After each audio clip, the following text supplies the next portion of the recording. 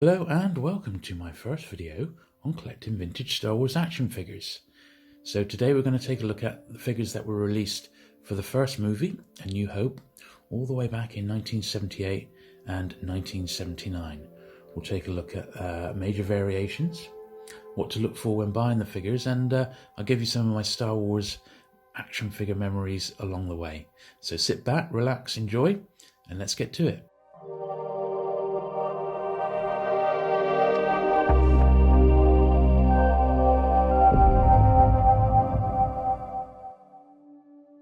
So back in 1992, myself and my business partner George ran a collector's shop in Plymouth called Purple Haze. It's quite well remembered.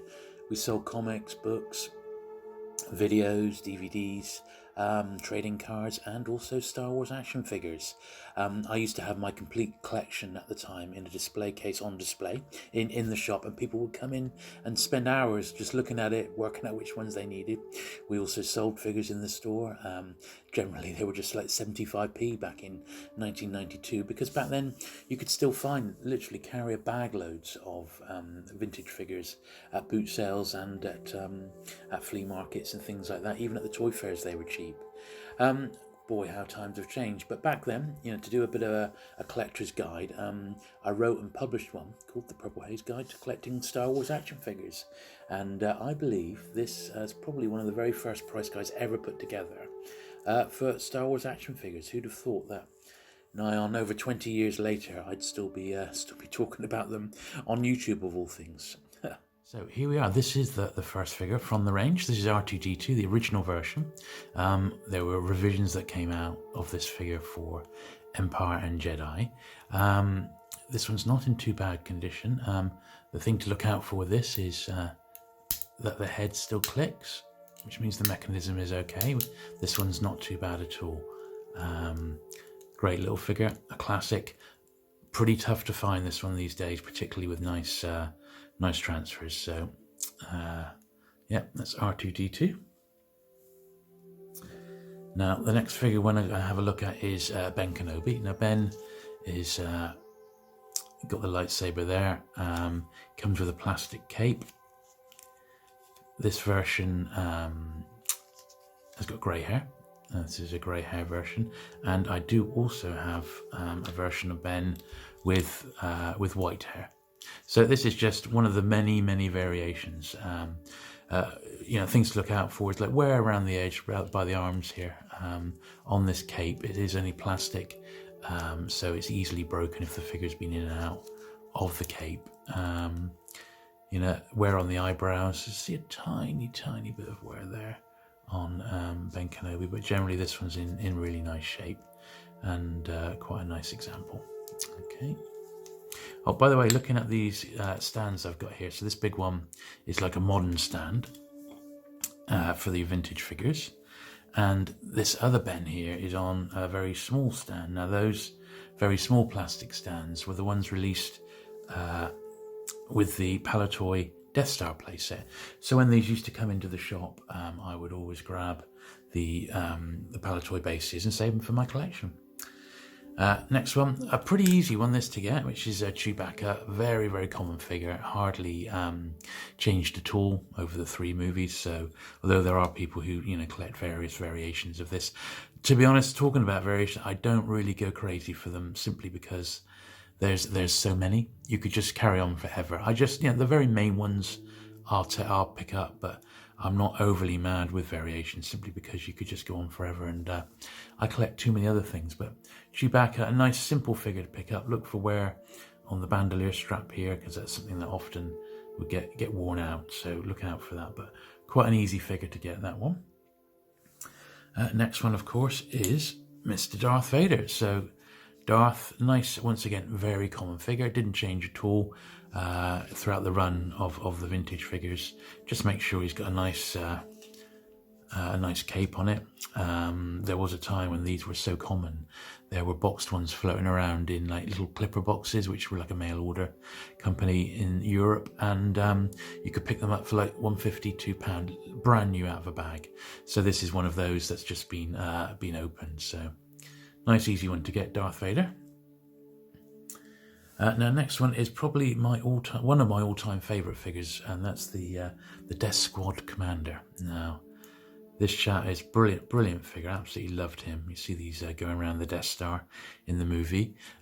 Basically, a sophisticated Stormtrooper. I really like these. Just a great figure. Fairly easy to find, although look out for wear on the belt, the silver rubs, and obviously on the little insignia there. I have seen these with very warm gloves, which sometimes people touch up with black ink marker. But this is a nice figure. Really good. Nice, straightforward. Not exactly memorable because it's like generic, like a Stormtrooper, but for me, one of my favourites. All right, that's the Death Squad Commander. Now, the next one we've got is two Han Solos. So we've got, this was the first one. Oh, his gun's dropped off. So this was the original Han Solo. Now, this is a tough figure to find in nice nick. This isn't a bad example. The limbs are really stiff. The paint's not too bad, although, as is usual, there's a little bit of wear on the top of the hairline there. That is pretty common with this one. Han Solo gun, standard Han Solo gun there. With regards weapons, one thing I've noticed, and it's absolutely shocking really, is the amount of reproduction weapons on the market. Now, I know all mine are original, because most of these are my original figures from 40 years ago. However, you do need to be careful. Now, there is a site called the Imperial Gunnery, and for every figure that came out, they do show you what to do to test to see if your weapons are actually original. So I would suggest you do, I'll put a link in the notes below, and I would suggest you, if you're in any sort of doubt, they'll show you what to do, just to see that, make sure your weapons are original. In some cases, particularly with the later figures, the weapons can be worth as much as the figure, so it is quite important. Now, this variation is Han Small Head, and this one here is Han Big Head. So if we put them side by side, they remolded the head because he did have a bit of a pinhead on this one. So this one is exactly the same figure, exactly the same, except they changed the heads around. So once again, fairly easy to find. I would say this is more common than the small head Han, for sure. Once again, look for nice stiff limbs. And this one, that's the original paintwork. It's not great. His eyes seem, he's got some makeup on there by the look of it, but that's about as good as you're going to get on that one. So there's the two Han Solos. Now, the next one is one of the top rarities, and that's the two Jawas. So we've got this one. So this is what they call the plastic cape Jawa. Now, hence it's got a plastic cape, very similar to the Ben Kenobi one. When I first bought my Star Wars figures, I knew no different. This was the Jawa I bought, and this is exactly how it came. This is my original one from when I was a kid, although I have had about 3 through my hands.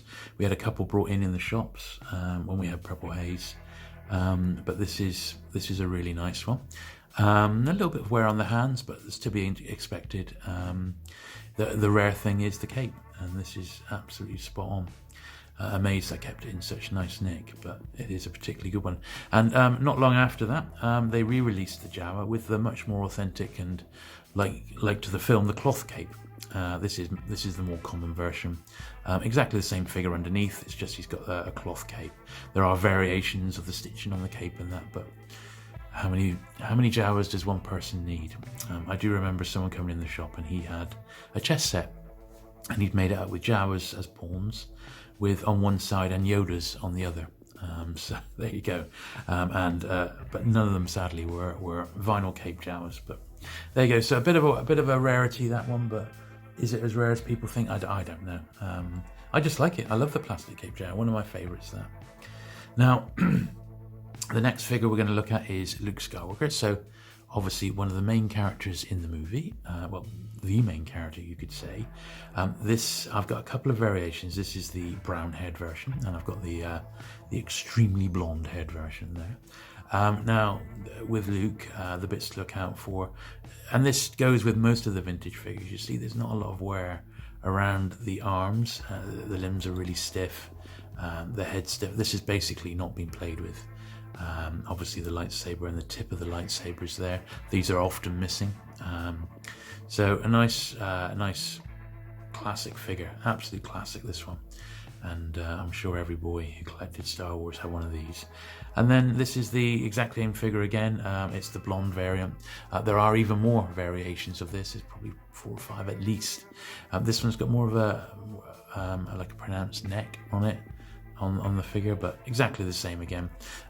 One thing you'll notice, this one has, I'm not sure if you will notice it, but in my light here, you can see this middle bit of the torso has ever slightly started to yellow, and this is something that does happen with vintage Star Wars figures, and in all action figures. It's plastic, they're 40 years old, they're aging.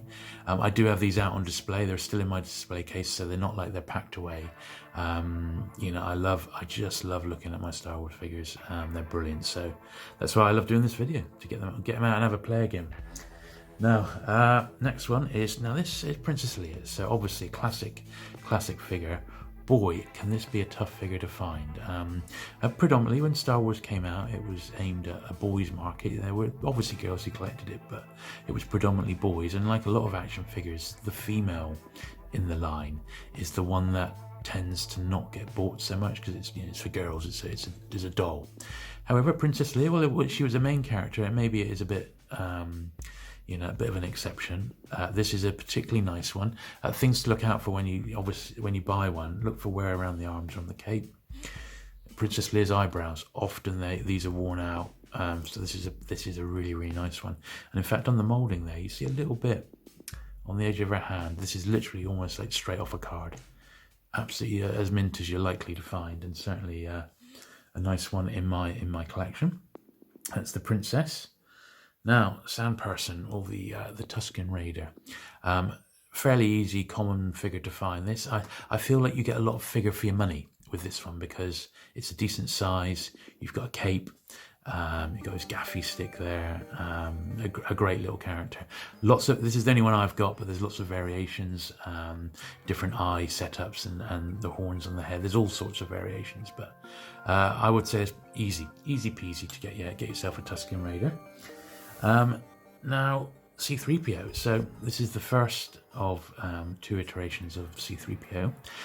This first one, unlike the later one for Empire Strikes Back, where he had detachable limbs, this is the solid limb one. Now this, a bit like the Death Star droid, which we'll see in a minute, having the stiff limbs on this one is super important for a really nice mint one. The number that I had to go through before I found a really nice one, because the paint rubs off and they just become floppy and they don't stand up and they just look awful. This gold paint covering wears off really easily. So once again, I would say this is an absolutely tip-top, superb example of what is actually a much harder figure to get than perhaps people realise. So yeah, C-3PO, first of the droids. And then the last one of the original 12 is the Stormtrooper, of course, the iconic Stormtrooper. Once again, in the old days, I used to keep an army of these along with my second set of bounty hunters, and whenever Stormtroopers came along, I would always pick them up. Even back in the day, I must have had about 6 or 7 come Return of the Jedi. Things to look out for: this black on the hand here often gets worn out.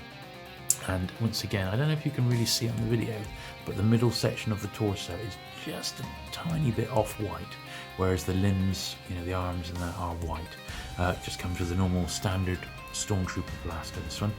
Absolutely iconic figure, and this was the first ever release of that. So that makes up what we've just shown. That is Wave 1, which was the first ever batch of 12 Star Wars figures. Now, the following year, 1979, Kenner released, and Palator in the UK released the second wave. So it was a few more figures just to tide us over until the new movie came out, and we'll have a look at those now. So the first one on my list is Hammerhead. Now this was another one I absolutely loved as a kid. Absolutely loved him. I've only got the one version of it, and but there are people who collect Hammerhead with his eyes looking in different directions, so up, down, a bit crazy really. But yeah, really goofy character from the Cantina, and definitely a favourite of mine, the old Hammerhead there. Very easy to find these later ones, I think. Not too difficult at all. That's Hammerhead there. And then another one from the Cantina is Greedo. So Greedo is another one which isn't too difficult to find. Sometimes you see him with the ears have been chewed off, so obviously avoid that. A pretty straightforward figure. It comes with the same blaster as Han Solo. Great fun. This added a bit of colour to the range as well. Certainly a nice little addition to the vintage range with Greedo. Along the same line, but not so much a favourite for me, was Walrus Man. Things to look out for. Basically, this bit on the front of his face there tends to get worn out. This isn't too bad. There's a couple of tiny spots there where he's been worn, and also on the edge of his feet. If you have a look there, there's a tiny bit of wear there. However, generally that's not a bad example. Nice, fairly easy figure to find that, so that shouldn't present any problems. So that's Mr. Walrus Man. Next was Snaggletooth. So this one does have a major variation. So this is the standard version. In the movie, the character playing him, it's depicted as a short monster in the creature cantina, in that famous scene. And this is like the standard version of him. Pretty easy to find. Once again, things to look out for are the little flash in the middle of his belt, which is silver, and that's the thing that gets worn off. And you'll notice even on this one, there's a little bit of wear on his hands there. So that's the thing to look out for. This figure had one of the rarities, because in America, the shop chain Sears released their own version of the creature cantina. And when they released it came with 4 figures, the 4 that we've just shown, and Snaggletooth, but they got the dimensions wrong, and it came out as this blue, much taller version of Snaggletooth. So if you compare that to the regular, proper one, you'll see the difference there. So this blue one is known affectionately as Blue Snaggletooth. It is certainly rarer because it was only released in the States. I don't know the exact number produced, but perhaps it's not as rare as people might think. It is, however, quite difficult to find in tip-top condition. This one I would say is probably an 8 or 9 out of 10. The bits where it gets worn, the belt again, and his silver boots. That's the area where they tend to get worn. So keep an eye out for this one. They have turned up. These have turned up at boot sales in Britain. It's happened. But a really nice one. It's probably gonna be one of the more expensive ones because you're unlikely to come across it out in the wild, but you never know. So just bear that in mind. But a nice little figure all the same. That's the blue Snaggletooth. Right, now we're almost there. So the next one I'm going to show you is another one of my favourites, which is Luke XWing. So this was the first time that a figure had been re-released. So it was a character from the movie, Luke Skywalker, and they actually released a second version of him in his X-Wing outfit. Now, this is an absolute corking figure. I love the detail, the design, the emblems on his helmet. Standard Han Solo gun there. Beautiful, beautiful figure. Now, this used to be, and this did take me a long, long time to get a really, really nice mint one. But, as I'll put links below, there are various Facebook groups concentrating on collecting vintage action figures, and someone just last year in 2018, I think they had about 100 mint and sealed bags of these of Luke XWing, so it will be absolutely brand new as if it had come off the card, which some of my collection did back in the day, because I had beaten up cards. I thought, well, I want mint ones for my collection, my loose collection that is, so I picked one up. But yeah, a tougher figure to find than you might think, unless you get lucky and get one of these recently discovered mint in bag ones. So that's Luke in his X-Wing outfit. Now, we've not got many more to go. The next one is another droid, and that is R5D4. Now, this was another real favourite of mine. I'd say this is just as hard to find a nice one of as R2D2. Look for the click again in the dome. My one's got a bit of very light fading to the stickers at the front compared to the back where I've had him on display. That is inevitable. If you let these figures go out in sunlight, they are going to age, unfortunately. But nice little figure. I'm really glad they did that. They released this one because he's one of my favourites. So that's R5D4. Now we're almost there. So another one this is another super, super tough one to get if you're a loose collector, because like C-3PO, the wear on him is so easy to happen. So this is the Death Star droid. Now, the first thing you want to look out for when you're buying one of these is that the limbs are stiff. You see this one? it's almost like he's never been moved. It's like it's just come off the card, and that is really what you're looking for, real mint ones. However, you'll see that, around the eyes, or the entire body, in fact, on the shoulders here, super susceptible to wear and tear. So trying to find a really mint one of these is tough. It's as simple as that. However, they are out there, but it may well be the only way to get a really, really nice one is to buy a carded one and open it, which might seem like blasphemy, but if you're a loose collector, maybe that's not important, but else you might have to wait. Or maybe pick up one of those graded ones, I'm not really a fan of getting my stuff graded, I like to feel my toys and have a play with them, and this is what I had as a kid. That's the nostalgia. Having it in a box in plastic, not really my cup of tea, but there are people, it does make them easier to sell if you ever decide to sell them on. Not for me. I like to have my toys out. But anyway, Death Star droid, a toughie for sure. And just a couple of figures left now. So the next one was the Power Droid. Now, this was another, or the Gonk Droid, this is another one that was a real favourite of mine. Turns up in all the movies. With this, he's got stickers on the front there and on the side, and this plastic bobble on the top, that's often missing, so look out for that. It perishes. There's a little mechanism underneath here, and that just forms a clicker. There we are. So make sure that that's in place and working. But a great little figure. I know people just collect this one figure. They got 50, 60 of them. So a great little one. Based on the back of Star Wars' popularity, a network special called the Star Wars Holiday Special was released, and that had an animated section inside it which featured the first ever appearance of Boba Fett, and it was an immediate success. So on the back of this, Kenner quickly rushed out the Boba Fett figure, and well, what a great figure he is. He's probably one of the most detailed in the range, certainly the coolest figure in the movies, and obviously massively popular.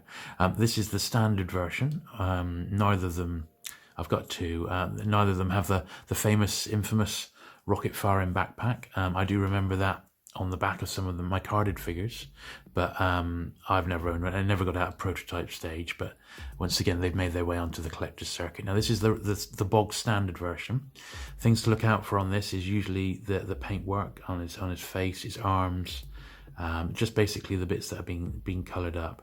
But this is an absolutely nice, really nice mint one of a totally iconic action figure. So that's that one. Now, within Europe, they did release this figure later on, and this is like what's known as the tri-logo Boba Fett. And you'll see that the actual base colour is much lighter.